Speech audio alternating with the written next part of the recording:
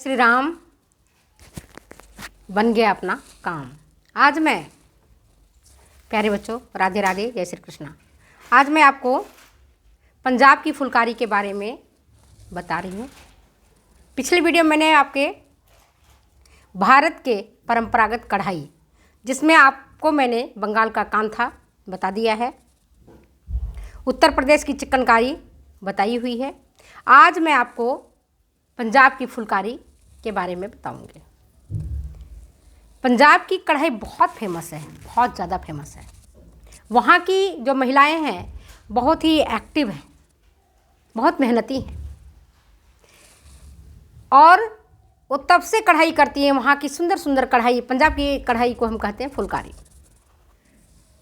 फुलकारी के कई प्रकार हैं। आज उन्हीं प्रकारों पर मैं आपको थोड़ा सा संक्षिप्त बात बताऊंगी फुलकारी के बारे में।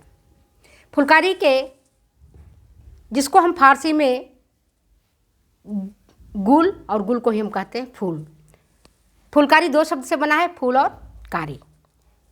इसको गुलकारी भी कहते हैं। कारी मतलब होता है, फूल मतलब जानते हो फ्लावर, और कारी मतलब हाथ से किया जाने वाला कढ़ाई, हाथ से किया जाने वाला काम।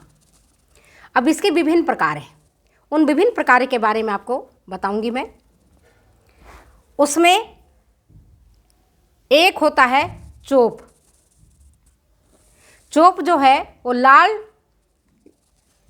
रंग के जो खद्दर का चादर होता है उस पर ये बनाया जाता है। वो चोप नानी अपने नातिन के लिए, जब उसकी नातिन की विवाह होती है तो नानी अपने नातिन को प्यार स्वरूप गिफ्ट के रूप में चोप प्रदान करती है। इसके में जो वस्त्र होता है खादी का चद्दर होता है, और इस पर सुनहरे पीले रंग के रेशमी धागों से दोहरी टकाई के टाके से सुंदर सा फूल तैयार किए जाते हैं। और जो कढ़ाई है वस्त्र के दोनों ओर से दिखती है। ये इतनी सुंदरता से काढ़े जाते हैं वस्त्र को कि इसका सीधा पक्ष और उल्टा पक्ष समझना मुश्किल हो जाता है। उसको कहते हैं चोप। और जब नानी अपने नातिन को देती है गिफ्ट में, चद्दर इतना सुंदर बनाया हुआ रहता है कि नानी को लगती है कि इस चद्दर को ओढ़ करके कहीं हमारी नातिन को नज़र नहीं लग जाए। तो इस कारण चद्दर के चारों कोनों पर छोटे छोटे फ्लावर्स बनाए जाते हैं, और जो बूटे बनते हैं वो काली रंग के धागे से बनाए जाते हैं। काली रंग के रेशमी धागे से बनाए जाते हैं। जैसे कहते हैं दुल्हा दुल्हन को काजल लगाया जाता है। काजल लगाने के पीछे यही एक मान्यता है कि नज़र नहीं लग जाए, तो नातिन को नज़र नहीं लग जाए। इसलिए जो चादर है उस चादर के ऊपर के चारों कोनों पर छोटे छोटे फ्लावर्स और जो बूटे होते हैं काले रंग के रेशमी धागों से बनाए जाते हैं। फुलकारी का दूसरा प्रकार है, वो कहलाता है सुभर। सुभर भी है, वो चौप की तरह ही होता है। ये लाल रंग के शॉल पर बनते हैं। उसको आपने क्या देखा, चौप क्या है, खद्दर के कपड़े पर बनते हैं और सुनहरे पीले रंग से रेशमी धागों से उसकी कढ़ाई की जाती है। किसमें, चोप की। और जो सुभर होता है वह भी वो उसी की तरह होता है, चोप की तरह ही होता है। यह एक शॉल होता है, लाल रंग के शॉल का बना होता है। इसमें माँ अपनी बेटी के लिए, जब शादी का अवसर आता है तो माँ अपनी बेटी को इस तरह का शॉल गिफ्ट करती है।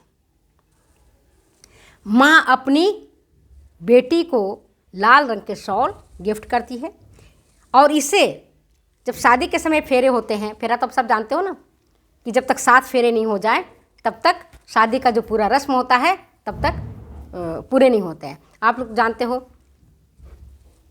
अपने हिंदू रीति रिवाज में 7 फेरे अग्नि के चारों तरफ दूल्हा और दुल्हन घूमते हैं, और इसी के साथ वादे निभाए जाते हैं।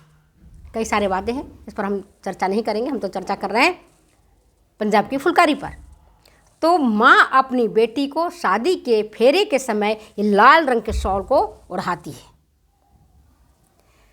नमूना चोप की तरह ही बने होते हैं इसमें, परंतु इसकी जो चोप से खास अंतर है और जो विशेषता है आप लोग याद रखना, वो ये कि शॉल के बीच में 5 नमूनों को एक साथ ही बनाए जाते हैं, और जो नमूने 5 शॉल के बीच में बनाया गया था उसी नमूनों को शॉल के चारों कोनों पर चित्रित किए जाते हैं, बनाए जाते हैं, काढ़े जाते हैं। माँ तब से इस शॉल को काटती है जब से उसको पता चलता है उसके घर में एक पुत्री ने जन्म लिया है। तो माँ को अपने पुत्र के प्रति जो प्यार होता है, इस प्यार का इजहार वह सुभर के द्वारा प्रकट करती है। इसके बाद तीसरा होता है फुलकारी का प्रकार है, वो है तिलपत्रा। तिलपत्रा जो है, तिलपत्रा जैसा नाम आपने समझा होगा, तो ये खादी के जो निम्न कोटि के खादी के वस्त्र होते हैं, चद्दर होते हैं, उस पर ये काढ़े जाते हैं। इसमें भी छोटे छोटे नमूने फूलों के बने होते हैं, और इसमें जो तिलपत्रा होता है, स्वामिनी मालकिन अपने सेवक की बेटी के लिए, दासी की पुत्री के लिए या दासियों के शादी के शुभ अवसर पर तिलपत्रा मालकिन के द्वारा दासियों को भेंट स्वरूप दी जाती है। समझ गए तिलपत्रा क्या है? 3 इंपॉर्टेंट चीज़ है इसमें, एक है चोप, दूसरा है सुभर, तीसरा है तिलपत्रा। चोप नानी ने दिया नातिन को, सुभर माँ ने दिया अपनी बेटी को, और तिलपत्रा मालकिन ने दिया अपनी दासी को, और सारे विवाह के अवसर पर ही दिए जाते हैं एज ए गिफ्ट। चौथा है शीशेदार फुलकारी। तो शीशेदार फुलकारी की विशेषता क्या होती है? इस फुलकारी में नमूनों के बीच बीच में शीशे, छोटे छोटे शीशे के टुकड़े या अभ्रक के टुकड़े को काज वाले टाके से सजाया जाता है, लगाया जाता है। और ये फुलकारी खास करके साटिन टाँकों के द्वारा रेशमी वस्त्रों पर किया जाता है। अभी तक हमने 3 जो ऊपर चीज़ें देखी, वो देखा क्या? चोप खद्दर पर, तिलपत्रा खद्दर पर, और मगर शीशेदार फुलकारी जो है वह रेशमी वस्त्रों पर साटिन स्टिच से तैयार किए जाते हैं। और जो शीशेदार फुलकारी का काम है मुख्य रूप से सिंध प्रांत में होता है, और कढ़ाई में गुजरात और पंजाब की कढ़ाई का भी प्रभाव इसमें झलकता है। ठीक है, अब हम देखते हैं 5वां है आपका कच्छ की फुलकारी। कच्छ प्रदेश तो आप जानते हो। कच्छ की फुलकारी भी पंजाब की फुलकारी की तरह ही काफ़ी प्रसिद्ध है, लेकिन कच्छ प्रदेश में किए जाने के कारण इसका नाम भी कच्छ फुलकारी पड़ा है। इसमें क्या होता है, इसकी खासियत क्या होती है? वस्त्र के जो चारों कोने हैं उन चारों कोनों पर उत्कृष्ट नमूने तैयार किए जाते हैं। बीच के जो स्थान होता है उसमें पशु पक्षी के चित्र को काढ़े जाते हैं, या फूल होता है, पत्तियां होती है, इनके नमूनों को चित्रित किए जाते हैं। और जो नमूने होते हैं, जो चित्रण किया जाता है नमूने का, उसमें जो टाँके यूज किए जाते हैं वो होता है चैन टाका, और दूसरा होता है हेरिंग बोन टाका। हाथी, मोर, तोता, हंस, कबूतर, इन सब के नमूने को काढ़े जाते हैं। बड़ी प्रवीणता से, बड़ी कुशलता से देखने वाले इतने ऐसे हो जाते हैं, मुग्ध हो जाते हैं इनको देख करके। इसके बाद इसका एक प्रकार है फुलकारी का ही, वो कहलाता है नीलक। नीलक क्या है? याद रखने का तरीका, जब नीले रंग के खद्दर के वस्त्र होते हैं, वस्त्र कैसा होगा? नीले रंग का, पृष्ठभूमि पीले या क्रिम्सन कलर के रेशमी धागों से कढ़ाई की जाती है, उसको कहते हैं नीलक। और कभी कभी काले रंग के खद्दर पर फुलकारी की जाती थी। और नमूने जो यूज किए जाते हैं इसमें वो है घरेलू उपयोग के सामग्री को चित्रित किया जाता है। तो घरेलू उपयोग में क्या क्या सामग्री आता है ये आपको पता होगा।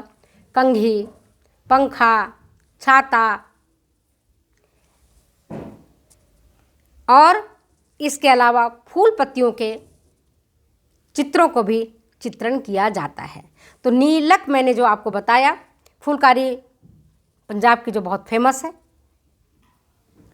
वहाँ के जो औरतें काटती हैं वो उनकी उद्यमशीलता का प्रतीक है। इसके जो विभिन्न प्रकार मैंने आपको बताए जो एग्जामिनेशन पॉइंट ऑफ व्यू से अत्यंत इंपॉर्टेंट है।